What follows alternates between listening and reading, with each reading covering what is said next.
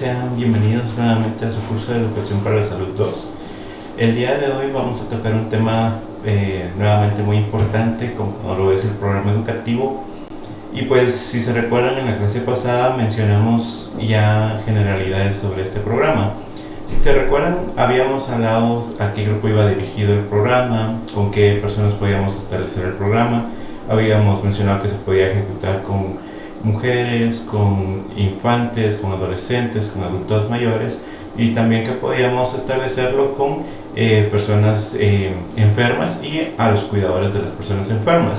Entonces, el día de hoy vamos a hablar ya directamente sobre cómo elaborar el programa educativo, y para ello pues tenemos ciertas etapas también ya mencionadas en la clase anterior, como lo es el diagnóstico, la planificación, la ejecución y la evaluación del programa. Entonces hay que aprendernos estas partes porque van a ser esenciales para lograr el desarrollo de nuestro instrumento, el cual va a ser muy importante para la participación de enfermería en lo que es la educación para mejorar hábitos de salud.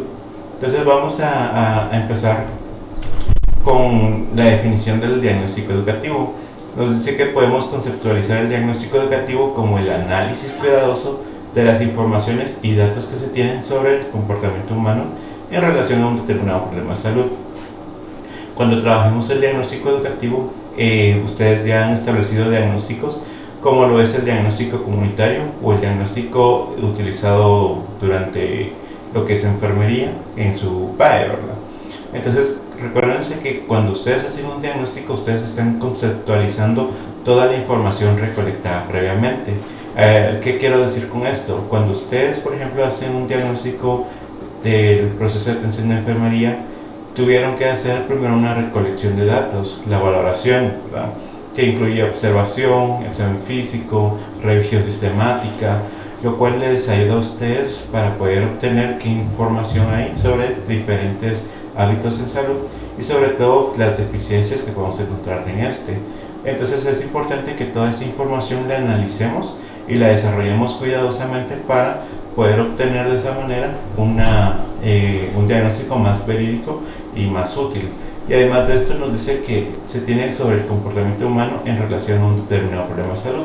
Entonces este diagnóstico educativo tiene que ir basado directamente en cómo lo vamos a desarrollar para mejorar estilos de vida saludables. Es importante que nosotros conozcamos bien la definición del diagnóstico para que cuando nos dediquemos a desarrollar, por ejemplo, información, la recolectemos, la tabulemos, podamos analizarla y hacer una síntesis de esta. Cuando trabajamos esta síntesis es como logramos hacer un diagnóstico, pero es todo un proceso. Si se recuerdan, durante el método científico, en la primera etapa, que es la observación, hacemos mención de que antes de formular el problema, tenemos que observar todos los ámbitos y todos los ambientes de lo que queremos investigar para poder obtener de esa manera cuál es el problema y cómo lo podemos solucionar. Entonces, de igual manera, nosotros trabajamos el diagnóstico educativo para poder establecer el diagnóstico y poder establecer las deficiencias de problemas de salud. Nos dice que el diagnóstico permitirá tomar mejores decisiones para planear un programa. A través del diagnóstico yo ya sé cuáles son las deficiencias y cuáles son las necesidades de mi grupo objetivo, el cual ya me va a ayudar a planear un programa. Recuérdense que un programa, si lo han trabajado anteriormente en Educación para la Salud 2, es el desarrollo de los temas, es el desarrollo de las unidades que voy a establecer para brindar educación en salud. Entonces el diagnóstico nos va a permitir tomar una mejor decisión de qué es lo que debemos hacer y de qué manera es la mejor forma. Para eso ya investigamos lo que son metodologías de educación, ya investigamos qué instrumentos podemos aplicar, ya podemos también desarrollar los recursos tanto humanos como materiales que vamos a emplear para poder ejecutar nuestro programa. Nos dicen que las personas tendrán siempre comportamientos indeseables en la población con que trabajamos. Varias son las causas de ello, entre las que podemos citar inadecuada o inexistente comunicación entre profesional y cliente, ausencia de estímulo para la acción y desconocimiento del tema. ¿Qué queremos entablar con este párrafo? Primero, cuando ustedes trabajan en una comunidad, se van a dar cuenta de que toda la población tiene alguna deficiencia en salud o algún problema. Recordemos que nosotros tenemos que ver al hombre como un ser biopsicosocial, emocional, religioso también, el cual tenemos que cubrirle sus necesidades. Por ejemplo, si ustedes se recuerdan de la teorista Virginia Anderson, ella nos menciona 14 necesidades básicas del ser humano. Entre ellas, pues vamos a darnos cuenta que muchas personas tienen deficiencia en alguna, y es donde nosotros tenemos que entablar pues nuestros conocimientos para poder brindar esa educación y poder desarrollar de la mejor manera estos programas en salud. Nos mencionan algunas de las causas del por qué se dan estos problemas, y una de ellas dice inadecuada o inexistente comunicación entre profesional y cliente, ¿verdad? En este caso son los pacientes. Tenemos que tener una buena comunicación con las personas de nuestra comunidad o con las que vayamos a educar, debido a que a través de una buena conversación podemos lograr conocer las deficiencias en salud. Pero ¿cuáles son los problemas que pueden haber para que esta comunicación no se dé? Una de las barreras principales es la de idioma. Por ejemplo, yo mencionaba de que en estas áreas es más que todo el idioma quechí. Si yo no manejo el quechí, voy a tener una barrera de comunicación, porque la población alta de aquí es la quechí, ¿verdad? Entonces, esas barreras de comunicación van complicando la relación terapéutica entre enfermero y paciente. Tenemos que lograr una comunicación. Por ejemplo, si yo no hablo el idioma, pues puedo pedirle a algún compañero que lo hable para poder conversar con ese paciente. Por ejemplo, cuando ustedes trabajen, que sea un hospital o centro de salud, van a darse cuenta de estas barreras y que muchas veces no se da una buena educación debido a que no hay un buen entendimiento. Entonces hay que intentar manejar una buena comunicación, intentar romper las barreras que interrumpen esa comunicación, y sobre todo intentar hablar con el paciente de la mejor manera para lograr que estos nos entiendan. Recuérdense que a veces los profesionales en salud tendemos a hablar muy técnicamente, y ese tecnicismo a veces las personas que no lo conocen pues tienen dificultades para aprenderlo. Entonces, otro de los problemas que se da es la ausencia de estímulos para la acción. Cuando hablamos de ausencia de estímulos nos referimos a que muchas veces nosotros como profesionales no ayudamos a la persona a conocer del tema. ¿A qué me refiero con esto? Por ejemplo, si yo no le indico a una persona por qué es importante el lavado de manos, qué puede lograr con el lavado de manos, la persona nunca lo va a hacer. Para eso tengo que estimular a la persona, tal vez haciendo repeticiones de la técnica de lavado de manos, demostrando cómo se hace, haciendo afiches. Entonces también hay que ayudar a la población a que ellos mismos se interesen en su conocimiento y además sobre el aprendizaje. Intentemos nunca pues solo hacer educación de manera incidental, debido a que yo tal vez solo colocando un cartel no voy a estimular a la persona para que aprenda, sino que enseñándole, repitiéndole, demostrándole, puedo lograr que haya un estímulo. Entonces nuestra población no va a aprender del lavado de manos si nosotros no se lo enseñamos. Tenemos que también tener mucho en cuenta ese punto para lograr una buena acción. Y otro punto es el desconocimiento del tema. Este punto se puede aplicar tanto para el personal como para las personas. Entonces, si nosotros desconocemos del tema, ¿cómo vamos a intentar enseñarle a los demás sobre cómo prevenir ciertas complicaciones, cómo ayudar a los hábitos saludables? Si yo no me sé cuáles son los 7 hábitos saludables principales de la vida, no voy a poder decirle a la persona, mire, usted tiene que tener una buena alimentación, tiene que hidratarse, tiene que correr, tiene que hacer alguna actividad física, tiene que dormir sus 8 horas, tiene que evitar el alcohol, tiene que evitar el cigarrillo. Entonces, a través de ese conocimiento yo también voy a lograr que la persona se interese, ya que recuérdense que muchas veces la población intenta intentar ver si de verdad sabemos de los temas.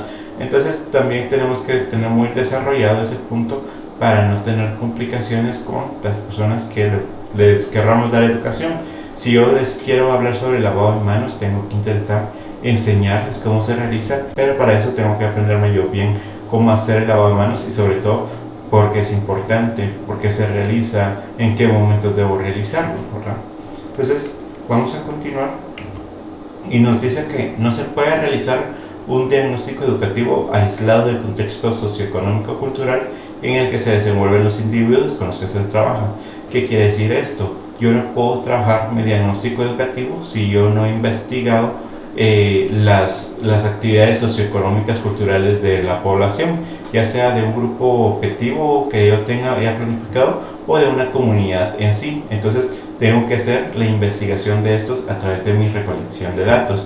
Para eso yo ya voy a aplicar ciertos instrumentos como lo es la observación, las entrevistas, los cuestionarios, el trabajo de gabinete cuando yo investigo en libros, en bibliografías, ¿verdad? Entonces también hay que tener mucho en cuenta que ustedes no van a poder iniciar ningún programa educativo si no tienen conocimiento base de lo que es su grupo poblacional.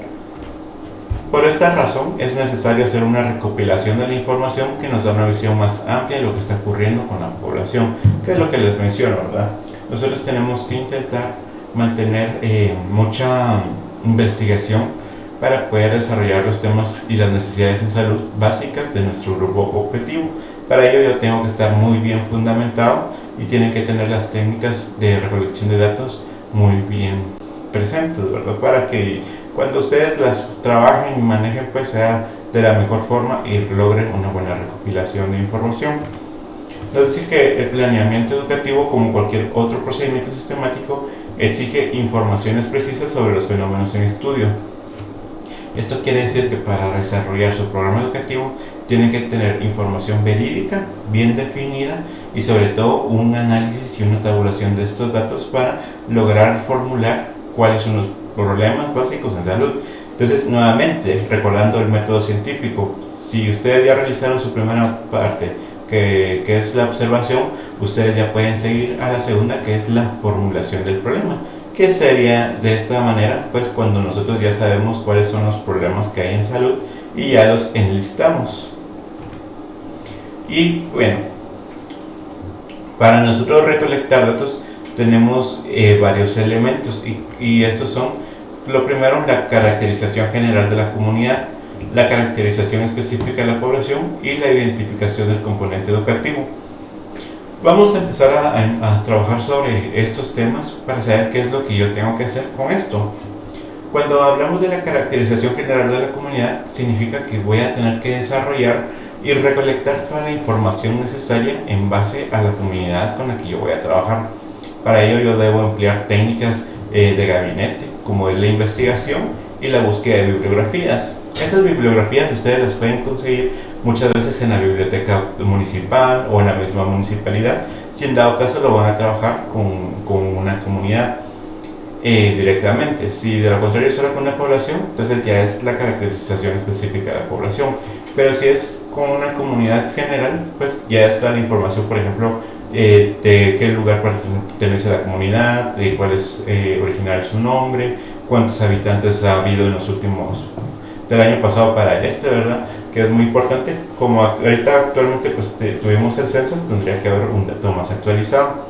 Las tasas de morbilidad, las tasas de mortalidad, que también son necesarias para poder identificar los principales déficits en lo que es salud, ¿verdad? Porque si nosotros vemos que hay una tasa de morbilidad alta en infecciones de vías respiratorias e infecciones de vía gastrointestinal, significa que hay una mala prevención a través del lavado de manos, a través de la higiene, a través de la preparación de los alimentos. Entonces también tenemos que tener mucho en cuenta esos puntos.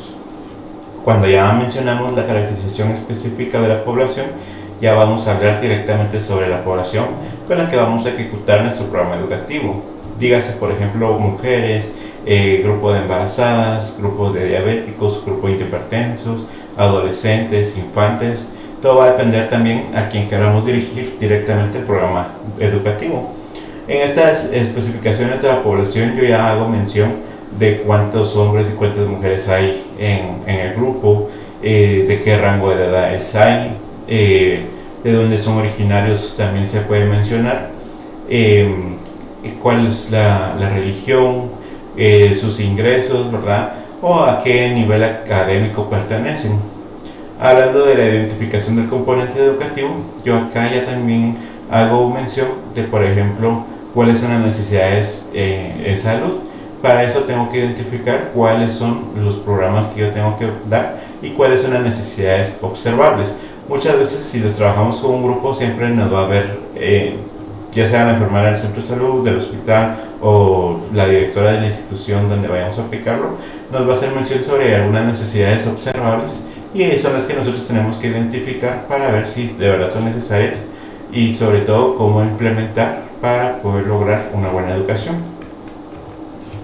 Tenemos la determinación de los objetivos educativos. También nosotros tenemos que aprender a formular los objetivos educativos.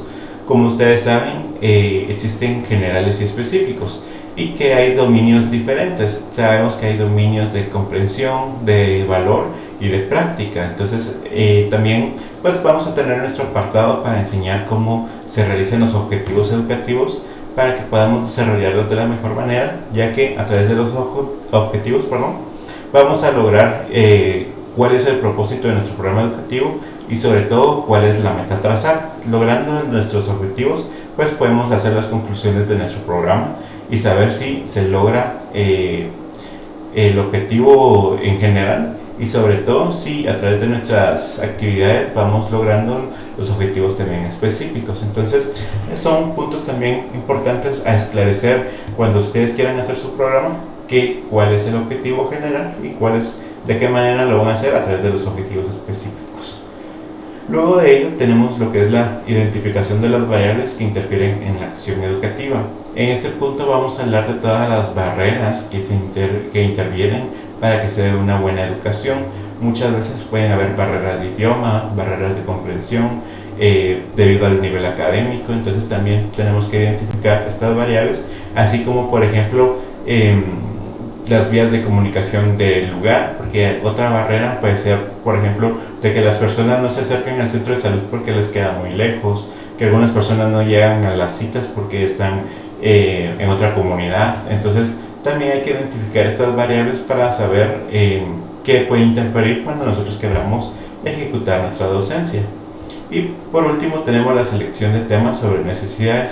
En este apartado nosotros vamos a enumerar lo que son nuestros temas sobre las necesidades observadas durante el tiempo que hayamos tomado en cuenta para recolectar nuestra información. Entonces de esa manera nosotros vamos ya trabajando qué temas queremos hablar, cómo los vamos a desarrollar, y sobre todo pues a través de estos temas ya ustedes pueden formular cuestionarios al grupo objetivo. Existen diversas formas de recolectar datos. Posiblemente ustedes ya conozcan estas formas, y es que existen tres principalmente. Está la periódica, la continua y la ocasional. Vamos a hacer, vamos a ver qué significa periódico, y es el que se realiza en iguales intervalos de tiempo. Por ejemplo, el censo nacional. Si ustedes no sabían, el censo nacional se hace cada 4 años para saber cuál ha sido el crecimiento poblacional de cada comunidad en los últimos 4 años, para ver también cuántas casas hay, cuántos hogares, cuántos niños pequeños. De esa manera también se evalúa la natalidad, ya que es una forma de que el gobierno aprenda, más bien que recolecte la información necesaria de su población. Entonces cuando hablamos del periódico nos dice intervalos de tiempo. En este caso, por ejemplo, es cada 4 años, puede ser cada año, puede ser cada 2 años, puede ser cada mes. Entonces eso es periódico. Muy diferente al continuo. El continuo es el que se realiza ininterrumpidamente, como por ejemplo el registro de nacimientos, muertes, registro de enfermedades transmisibles y matrimonios. Si se dan cuenta, este punto de continuo, si lo aplicamos en enfermería, podemos aplicarlo cuando usamos las fichas. Las fichas, si se dan cuenta, se utilizan de lunes a viernes o incluso de lunes a sábados, si es un CAP, donde se registran los nacimientos, las muertes, las causas de enfermedad, todas las consultas, ¿verdad? Entonces tenemos nuestras propias fichas que se usan diariamente. Entonces el continuo se podría decir que es el de diario, ¿verdad? Porque no se interrumpe.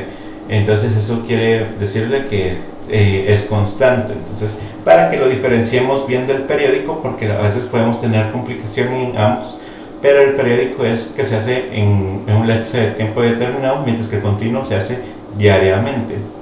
Y luego tenemos el ocasional, que es el que se realiza sin periodicidad. Se lleva a cabo la recopilación en ocasión a algo importante que se desea analizar. Entonces, el ocasional es, por ejemplo, cuando nosotros hacemos ciertas investigaciones. Por ejemplo, si les ponemos el día de hoy investigar las técnicas médico-quirúrgicas, lo investigan hoy, pero luego lo hacen de manera ocasional. ¿Qué quiere decir? Por ejemplo, empiezan a trabajar y trabajan en materno-infantil. Trabajan 10 años en materno y de pronto las cambian al servicio médico-quirúrgico. Entonces, para refrescarse, hacen una investigación de lo que se hacía en el médico-quirúrgico. Esa es una forma de recolección ocasional, porque es la que se hace como de vez en cuando, ¿verdad? Entonces, también difieren mucho de las anteriores, porque estas no se hacen en un lapso de tiempo determinado, ni se hacen diariamente. Luego de eso tenemos los datos que recolectamos a través de estas formas. Y podemos clasificarlas en dos, datos primarios y datos secundarios.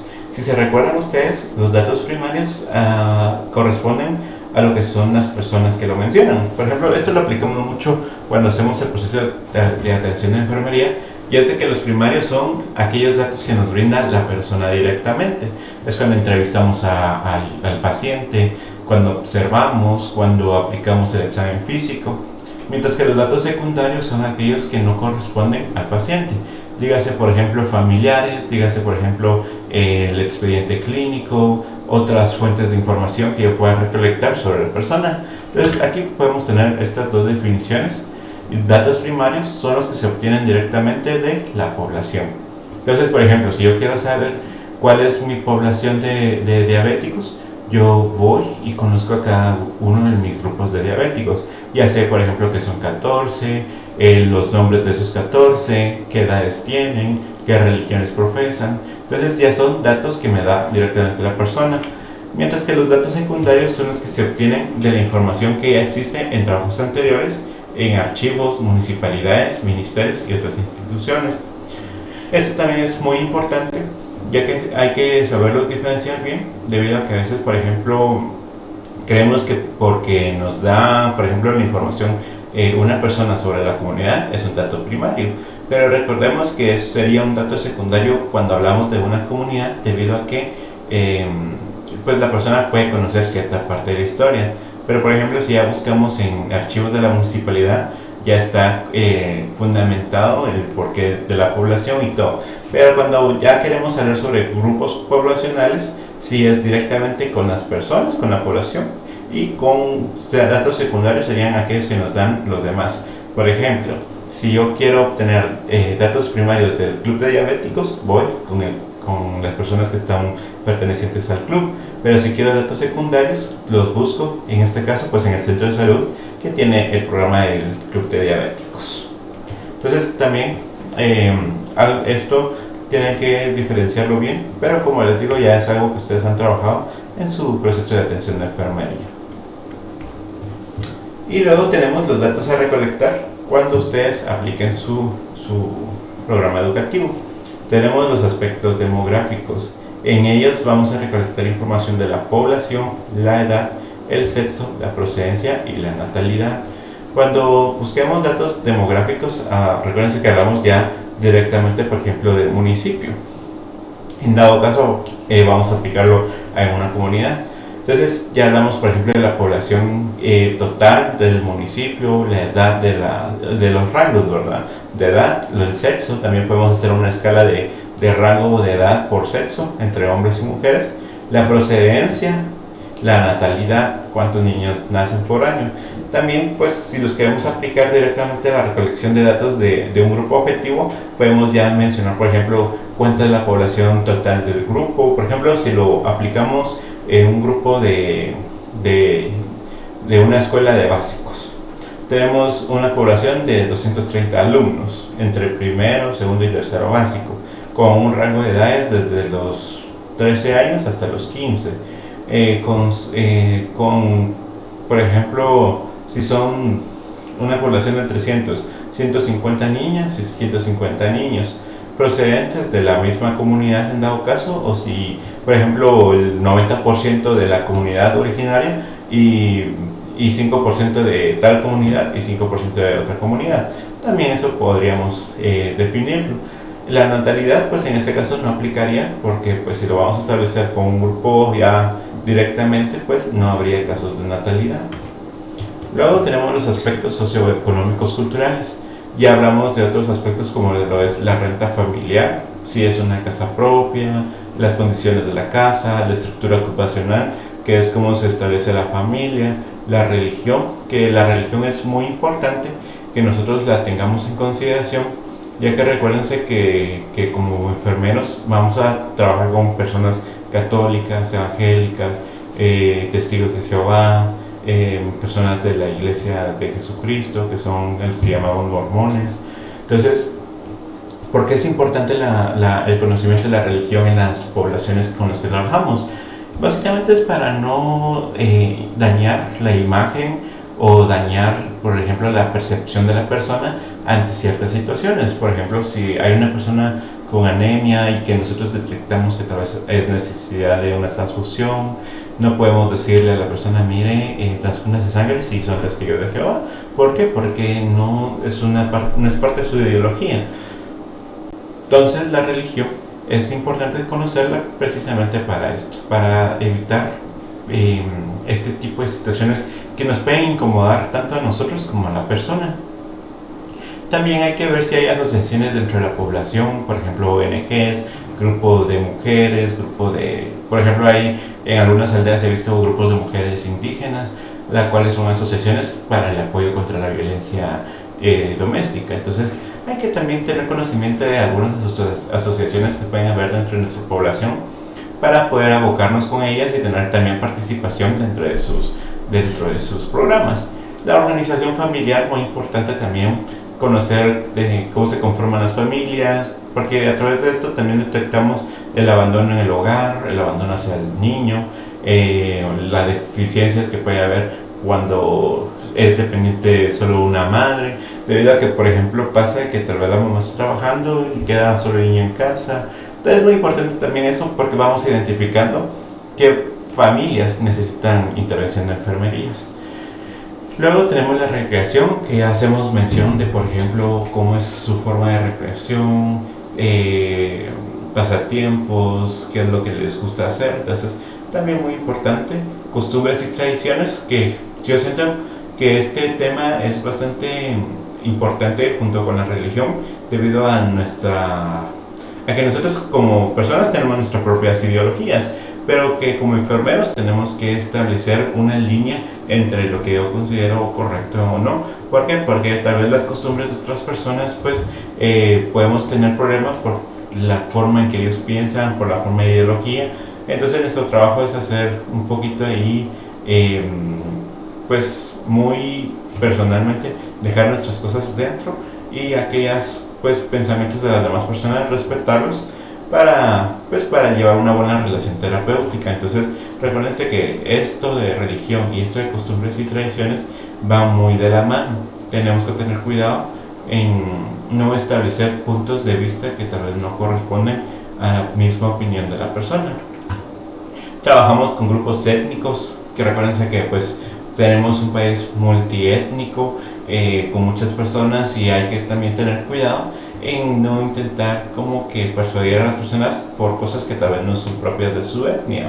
Entonces vamos a trabajar con personas quichís, cachiqueles, mayas, ladinos, garífunas, o sea, tanto en etnias como en idiomas. Vamos a trabajar con muchas personas de un grupo poblacional. Y tenemos los problemas de salud en la población, que también es muy importante ver todo lo que son las tasas de morbilidad y mortalidad en general para poder establecer nuestro programa educativo, ya que a través de esta identificación yo ya sé, por ejemplo, que la tasa de morbilidad es alta por infecciones de tracto respiratorio, por infecciones de gastrointestinal, por infecciones urinarias. Entonces yo ya sé muy bien qué intervenciones hacer cuando veo esas. Recuérdense que cuando establecemos el programa educativo lo podemos hacer en una comunidad, que sería directamente a lo preventivo, en un hospital, que sería formas de tratamiento, grupo en un instituto para poder hacer énfasis en la prevención.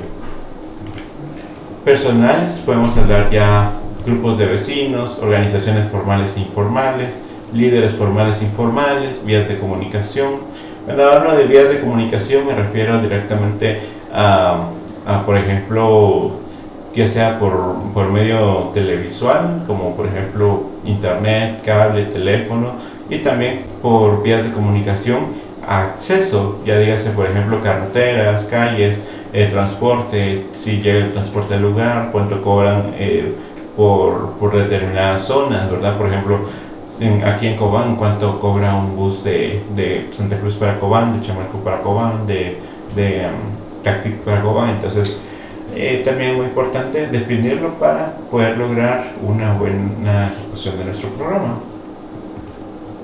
Tenemos los recursos de la comunidad y de la institución. Esto también va a depender de a qué grupo vamos a trabajar. Si es una comunidad, podemos ver cómo es que se financian las personas, por ejemplo, si se dedican a la ganadería, a la agricultura, a la costurería, perdón. Y ya vemos ahí cómo es que las personas solventan sus gastos.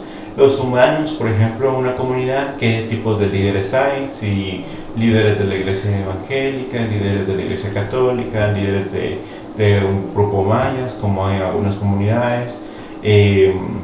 También observamos eso. Y materiales, por ejemplo, en este caso, pues, si es hablando de la comunidad, hablamos si, por ejemplo, cuentan con drenajes, si cuentan con luz eléctrica, con tren de aseo, si cuentan con centros de salud, farmacias, todo lo relacionado a aquello que pueda beneficiar a la comunidad. Y de igual manera, cuando hablamos de una institución, pues cómo adquiere la institución su financiamiento. Por ejemplo, si es un colegio o una escuela, pues si es una escuela, pues a través del gobierno, y si es un colegio, a través de el pago mensual o bimestral de los padres a la institución. Humanos, quienes laboran dentro de la institución, quienes trabajan, ¿verdad? Cuánto es el grupo poblacional. Y materiales, que es lo que cuenta con la institución para el desarrollo, ¿verdad? Nuevamente hablo de luz eléctrica, tren de aseo, drenajes, etc. Tenemos también los aspectos educacionales. Tenemos, por mencionar, los niveles de escolaridad. Hay que hacer investigación sobre cuáles son los principales niveles de escolaridad en la institución o en la población en general, debido a que, por ejemplo, muchas veces nuestro desarrollo del programa educativo tiene que ir en base al aprendizaje de la persona. ¿Qué quiere decir eso? Yo no puedo hablar con mucho tecnicismo o de igual manera con alguien que tal vez solo tiene el nivel de primaria. Tengo que intentar, pues, hablar con menos tecnicismo, hablar más más despacio para ayudar al aprendizaje. En nuestras técnicas pedagógicas nos vamos a dar cuenta de que tenemos algunas formas de poder dar el aprendizaje a determinados grupos. Entonces, para ello hay que establecer bien cuáles son los niveles de escolaridad, y con ello vamos a determinar también cómo vamos a poder ejecutar nuestro programa educativo. Hay que ver los institutos educacionales dentro de la población. Aquí ya vamos a hablar de, por ejemplo, con cuántos colegios cuenta la comunidad, con cuántas escuelas cuenta, con cuántos institutos, si hay alguna academia universitaria. Entonces ya hacemos también investigación de cómo es que las personas adquieren conocimiento dentro de la población. Recordemos que en poblaciones muy pequeñas o en comunidades muy pequeñas es una escuela de telesecundaria y una escuela de primaria. Entonces también eso puede afectar cuando se quiere como adquirir conocimiento en ámbitos de salud. Y luego tenemos que también observar las conductas o comportamientos en relación a determinados problemas de salud. Hay que evaluar también cómo es que las personas reaccionan a ciertas actividades, a ciertos problemas de salud, cómo es que lo intentan prevenir, y entonces eso también es parte de la educación. Algo muy importante hacer en este aspecto es investigar si en el centro de salud donde están laborando o donde vayan a ejecutar el programa educativo, pues cuenta con un programa educativo anterior. Eso nos puede servir de guía para saber si se está dando la información sobre determinado problema de salud. En los colegios no cuentan muchas veces con programas educativos en salud, debido a que no es un tema relacionado a su currícula. Entonces, muchas veces, por ejemplo, las docentes de ciencias naturales son quienes mencionan temas de salud, pero recordemos que no hay nadie mejor en temas de salud que alguien del personal de salud, ¿verdad? Muy bien, entonces aquí les voy a dejar una hoja de trabajo, que esa la pueden hacer en clase, que dice formar los grupos que están conformados ya en clase. Entre el grupo debatir y dar respuesta a las siguientes preguntas. Considera importante la educación para la salud. Describa las 4 etapas del programa educativo. Anote qué elementos ofrece la recolección de datos de diagnóstico educativo. Describa los 3 tipos de recolección de datos y cuál es la influencia que ejercen en la comunidad los medios de comunicación en la actualidad. Entonces, les voy a dar unos segundos para que copien. Y así, por ejemplo, cuando estén en clase, si es que este video lo suben antes, ustedes pues desarrollen este trabajo durante el periodo. Entonces nuevamente se los leo. Formar los grupos que están conformados ya en clase. Entre el grupo debatir y dar respuesta a las siguientes preguntas. Considera importante la educación para la salud. Describa las 4 etapas del programa educativo. Anote qué elementos ofrece la recolección de datos al diagnóstico educativo. Describa los 3 tipos de recolección de datos y cuál es la influencia que ejercen en la comunidad los medios de comunicación en la actualidad. Muy bien, esa sería su hoja de trabajo entonces. Y podemos continuar. Y vamos a continuar ya con lo que es el diagnóstico inicial. Nos dice que el diagnóstico inicial es un pequeño resumen de los factores anteriores investigados, pero específicamente del grupo objetivo. Entonces, ¿qué quiere decir esto? Que el diagnóstico inicial es, por ejemplo, van a trabajar con el grupo de pacientes con enfermedad crónica. Entonces ustedes ya investigaron todo lo anterior que se aplica al grupo objetivo. Recuérdense que no todos los datos anteriores son directamente aplicables al grupo objetivo, algunos son directamente a la comunidad. Y en este apartado debe agregar los métodos que utilizó para obtener datos. Si se recuerdan, la tarea que están haciendo actualmente, que entregan el 4 y que suben a la plataforma, es sobre las herramientas para recolección de datos. Y para ello vamos a, por ejemplo, en este apartado mencionar lo que es la entrevista estructurada o no estructurada, si es que las utilizó, el cuestionario, el trabajo de gabinete, que son las investigaciones que hace aparte de la observación, sino que ya son a través de fuentes bibliográficas. Entonces, eso lo tienen que agregar en su diagnóstico inicial. Y recuerden muy bien que es el resumen. Entonces, no es recopilar nuevamente todo, sino que es el resumen. Son las características básicas del grupo y de la comunidad, y sobre todo las herramientas que utilizó para obtener datos. A veces este diagnóstico pues es pequeño, puede ser de 1, 2, 3 páginas. Entonces, todo va a depender también de cuánto recolectaron de información. Otra parte de lo que es el diagnóstico ideal es el CAP. El CAP refiere a las siglas de conocimientos, actitudes y prácticas, y existen 3 tipos de CAP. Se conforman por CAP ideal, CAP real y CAP factible.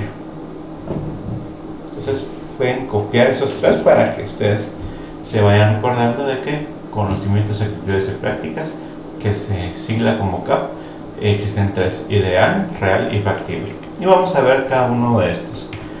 El CAP ideal es la recolección de conocimientos, actitudes y prácticas que una población o individuo debe tener con respecto a determinada situación.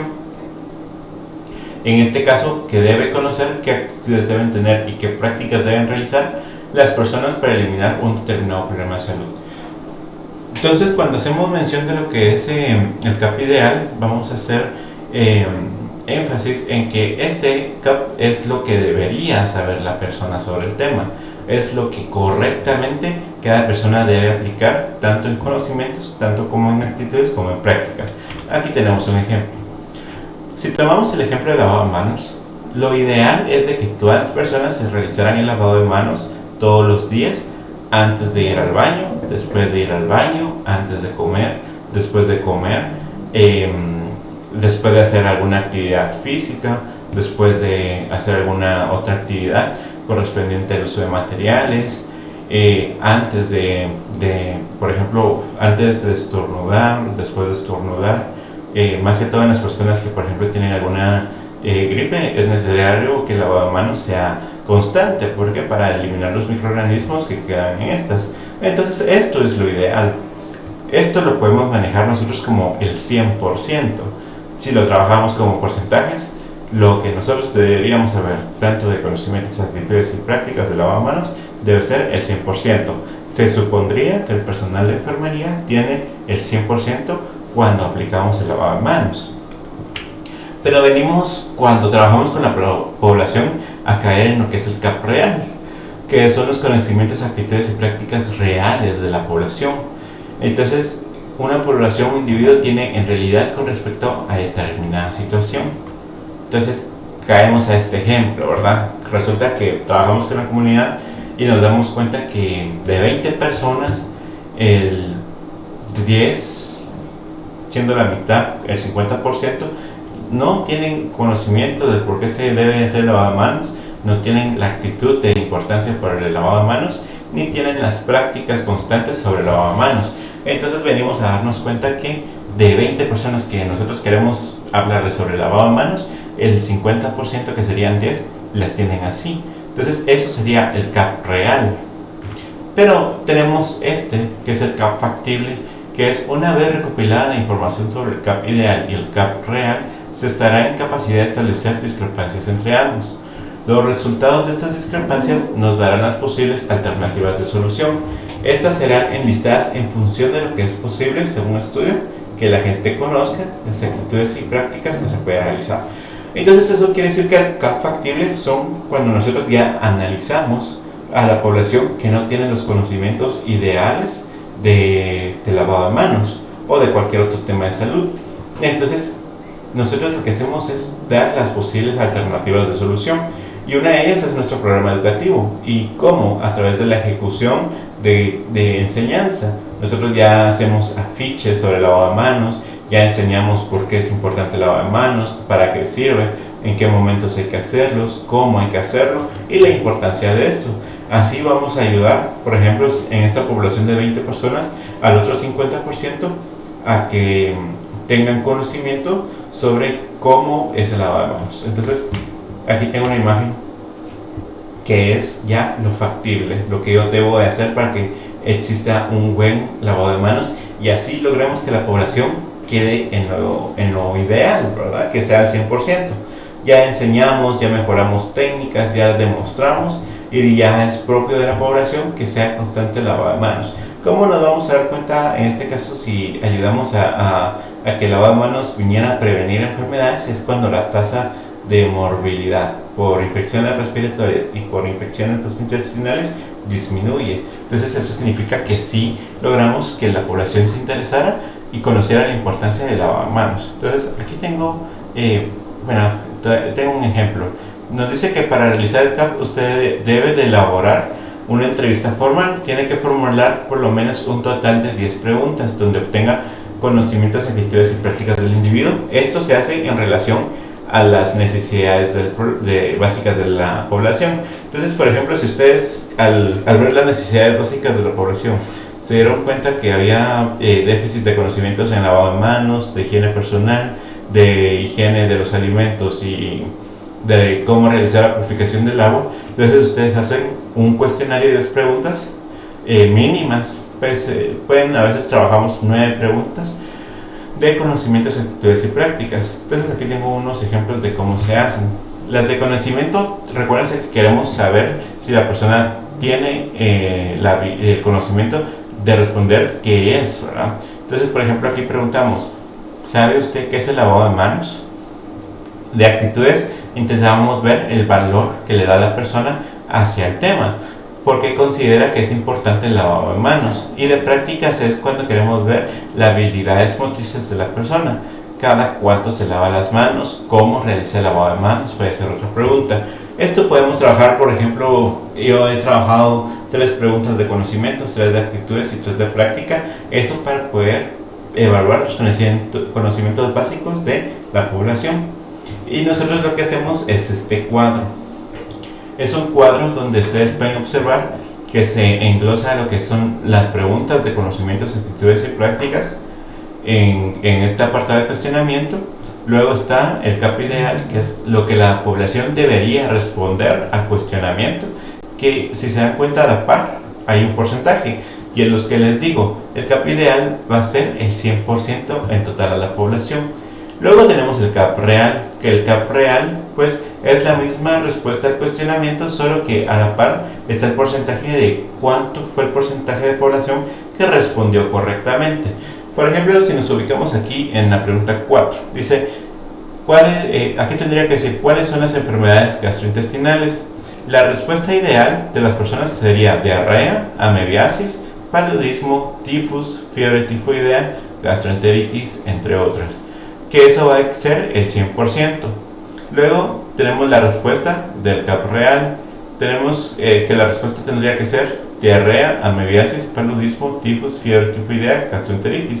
Pero resulta que, por ejemplo, encuestamos a 20 personas y 10 respondieron mal. Eso en porcentaje vendría siendo el 50%. Entonces, el CAP real es el 50%. Eso nos deja un 50% de personas que no tienen conocimiento sobre el tema, y ese es el CAP factible. Entonces, con este 50% es con las personas que nosotros tenemos que desarrollar directamente el enseñar cuáles son las enfermedades gastrointestinales. Por ejemplo, continuamos con la pregunta 1. Nos dice enfermedades que transmite el agua. La respuesta ideal sería son enfermedades transmitidas por el agua contaminada que contienen restos fecales de humanos y animales y contienen microorganismos patogénicos. Eso sería el 100%.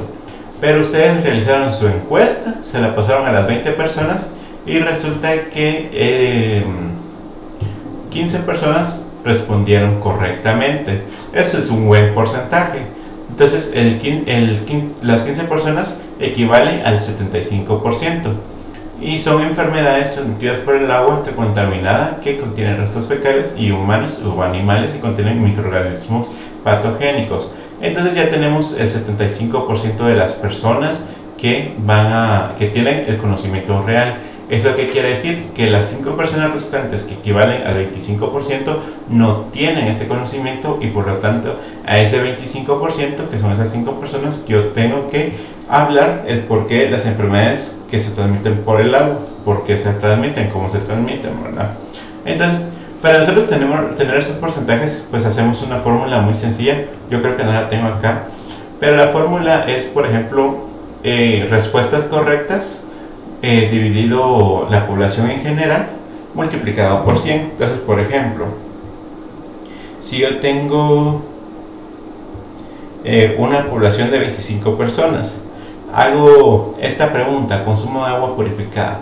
El consumo de agua purificada debe ser para evitar organismos patogénicos que afecten nuestro organismo. Ese es el 100%.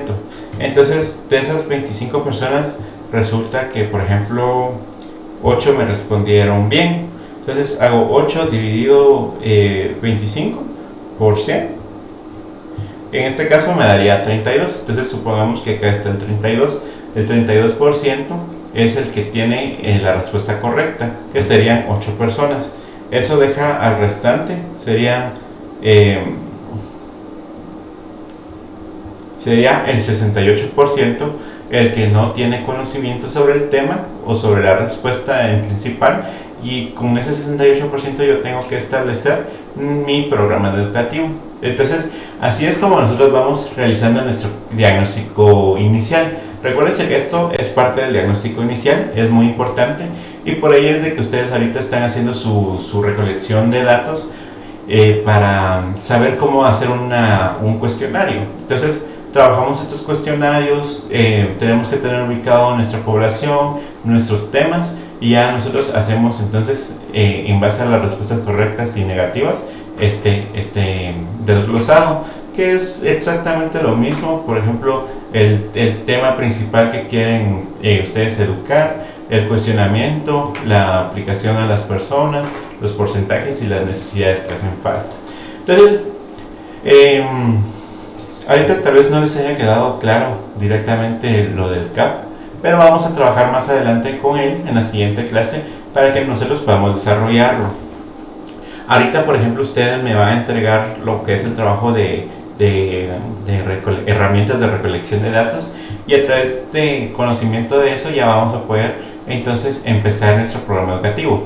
Recordemos que lo primero que vamos a tener que hacer es identificar a la población a la que vamos a ejecutar el programa educativo. Puede ser una escuela, puede ser un centro de salud, puede ser un hospital, pero preferiblemente sería ahorita mejor trabajar dentro de una escuela o un centro de salud.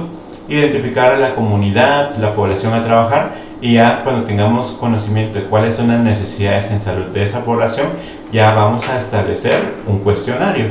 Luego de establecer ese cuestionario, vamos a hacer nuestro diagnóstico educativo, nuestro diagnóstico inicial. Empezando con nuestro diagnóstico, bueno, el diagnóstico educativo inicial es lo mismo. Vamos a iniciar con nuestro diagnóstico inicial, vamos a describir la síntesis de todo lo investigado anteriormente, y vamos a hacer cuestionarios y vamos a hacer nuestros CAP. Entonces, este cuadrito, por cierto, se hace por cada uno de los temas a desarrollar. Entonces, es muy importante tener bien concisas las preguntas, hay que saber formularlas, y por lo mismo también vamos a aprender a cómo formular preguntas en base a conocimientos, actitudes y prácticas. Entonces, pero aquí, como ya les había mostrado el ejemplo, el conocimiento pues es lo que queremos evaluar, de qué sabe la persona; actitudes, el valor que le da la persona al tema; y la práctica es cómo lo realiza, cada cuánto lo hace, ¿verdad? Entonces, el día, bueno, no sé cuándo vayan a ver este video, pero voy a subir a la plataforma lo que es, bueno, la presentación. Además de eso, ya están las generalidades del programa educativo, que es un documento como de unas 20 páginas, donde ya está explicado, por ejemplo, todo el programa educativo, a quiénes se les aplica, cómo se desarrolla, qué es educación, y también parte del CAP. Pero lo del CAP lo voy a querer como definir un poco más, y de igual manera se les va a subir un programa de pasos para desarrollar el programa educativo, para que tampoco se sientan muy perdidos, ¿verdad? Entonces, si tienen dudas o preguntas, pueden realizármelas a través de la caja de mensajes de la plataforma. Cualquier duda voy a poderla estar respondiendo.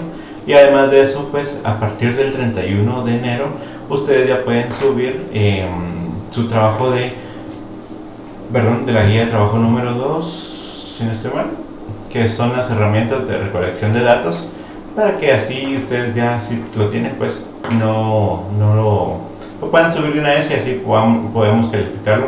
Yo el 5 de enero, el 5 de febrero yo ya voy a estar calificándolo. Y pues eso sería todo el día de hoy.